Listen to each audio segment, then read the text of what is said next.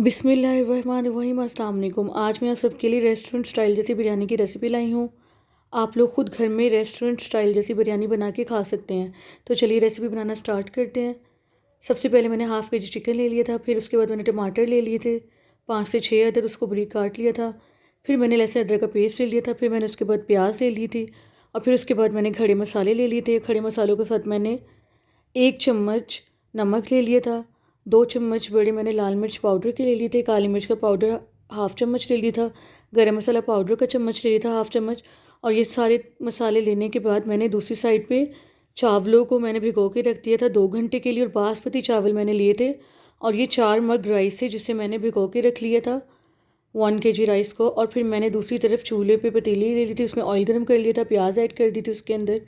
और प्याज़ों को ऐड करने के बाद मैंने तब तक प्याज़ों को इसमें फ्राई किया था जब तक कि प्याज हमारे गोल्डन नहीं हो गए थे। और जब प्याज हमारे गोल्डन हो चुके थे, इसके अंदर मैंने गोल्डन करने के बाद चिकन ऐड कर दिया था। और चिकन ऐड करने के बाद लहसुन अदरक का पेस्ट ऐड कर दिया था। और फिर मैंने इसको तब तक इसमें फ्राई किया था जब तक कि लहसुन अदरक की स्मेल इसमें से चली नहीं गई थी और चिकन का कलर चेंज नहीं हो गया था। और फिर चिकन फ्राई करने के बाद अच्छे तरीके से मैंने इसमें खड़े मसाले ऐड कर दिए थे। खड़े मसाले ऐड करने के बाद मैंने इसको अच्छे तरीके से मिक्स करने के बाद मैंने इसके बाद इसमें टमाटर ऐड कर दिए थे।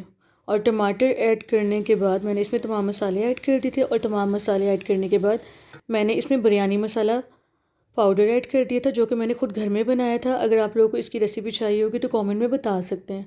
फिर मैंने इसको तब तक भून लिया था जब तक कि इसमें तमाम चीज़ें टमाटर और ये सारे मसाले अच्छे तरीके से मिक्स नहीं हो गए थे। फिर मैंने इसके अंदर पानी ऐड कर दिया था। और पानी मैंने इसमें 7 मग ऐड किए थे क्योंकि चावल जो थे वो 4 मग बड़े थे और पानी से मैंने 7 मग ऐड कर दिए थे। फिर मैंने इसको तब तक दम पे रख दिया था जब तक कि इसके अंदर बॉयल्ड नहीं आ गए थे। और जब बॉयल्ड आ गए थे फिर मैंने इसके अंदर चावल ऐड कर दिए थे बॉयल्ड आने के बाद।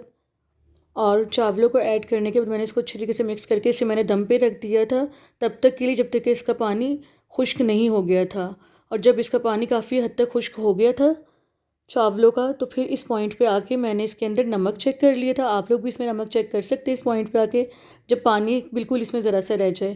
फिर उसके बाद मैंने इसमें टमाटर बारीक गोल काट के ऐड कर दिए थे दम पे रखने से पहले। और टमाटर गोल ऐड करने के बाद मैंने इसके अंदर लेमन ऐड कर दी थी। लेमन ऐड करने के बाद मैंने इसमें हरी मिर्चें ऐड कर दी थी, साथ मैंने पुदीने के पत्ते ऐड कर दिए थे। और फिर मैंने ज़र्दा रंग ले लिया था थोड़ा सा, उसके अंदर मैंने दूध ऐड कर दिया था ज़र्दा रंग के अंदर।